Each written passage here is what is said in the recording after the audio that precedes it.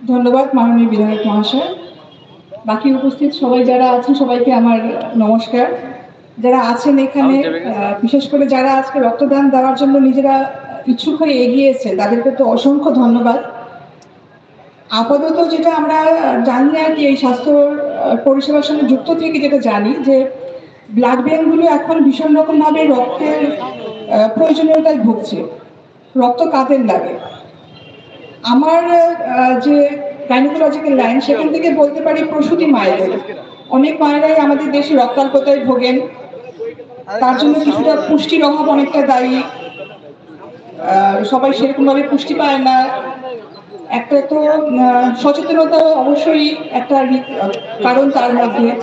তো যে কারণেই হোক না কেন, সমস্ত রক্তাল্পতা কিছুটা তো আমরা আয়রন ট্যাবলেট দিই, সেগুলো দিয়ে হয় কিছু ইনজেকশন দিই, কিন্তু কোনো কোনো ক্ষেত্রে দেখা যায় যে রক্ত ছাড়া মায়ের প্রাণ বাঁচানোটাই মুশকিল হয়ে দাঁড়ায়। তো সেই সমস্ত কারণে এই আমার লাইন থেকে যারা প্রসূতি মায়েদের জন্য রক্তের ভীষণ দরকার। প্রচুর শিশু থাকে, থ্যালাসেমিয়া শিশুরা, যাদেরকে কিছুদিন অন্তর অন্তরই দেখা যায় রক্ত দিতে হচ্ছে। তো তাদের জন্য এই সবসময় রক্তের যোগান থাকাটা খুব দরকার। ক্যান্সার রোগীরা আছে আমাদের, প্রচুর রাস্তায় অ্যাক্সিডেন্ট হয়, অনেক রক্তক্ষয় হয়, তখন জরুরিকালীন রক্তের দরকার পড়ে। এই যে যারা আপনারা আজকে এগিয়েছেন, যারা উদ্যোক্তারা যারা আছেন এবং যারা রক্তদানের জন্য এই মহান কাজের জন্য এগিয়েছে, তাদের সকলকে আমার অসংখ্য ধন্যবাদ। আপনারা সবাই এগিয়ে আসুন, তাহলে আমাদের পৃথিবীটা আরো সুন্দর হয়ে গড়ে উঠবে। সবাই যদি আমরা একসাথে কাজ করি, যারা আপনারা আছেন আজকে সবাই যদি আমরা সবাই একসাথে এগিয়ে চলি, তাহলে সবার জন্য অনেক উন্নতি হবে। সবাই আমরা একসাথে এগিয়ে চলতে পারবো।